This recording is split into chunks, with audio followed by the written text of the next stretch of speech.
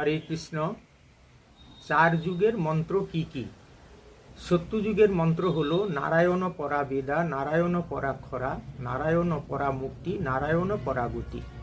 ত্রেতা যুগের মন্ত্র হলো রাম নারায়ণ অনন্ত মুকুন্দ মধুসূদন, কৃষ্ণ কেশব কংসারে হরে বৈকুণ্ঠ বামন। দাপর যুগের মন্ত্র হলো হরে মুরারে মধুকৈটব ভারে, গোপাল গোবিন্দ মুকুন্দ সৌরে, যজ্ঞেশ নারায়ণ কৃষ্ণ বিষ্ণু, নিরাশ্রয়ং মাম জগদীশ রক্ষে।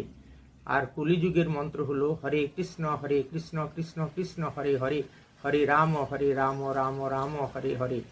শাস্ত্রে উল্লেখ আছে সত্যযুগে দেবতা এবং দানব তারা ভিন্ন লোকে বসবাস করত। ত্রেতা যুগে দেবতা এবং দানব তারা একই লোকে বসবাস করত। দাপর যুগে দেবতা এবং দানব একই পরিবারে বসবাস করত এবং কলিযুগে দেবতা এবং দানব একই শরীরে বসবাস করে। হরে কৃষ্ণ।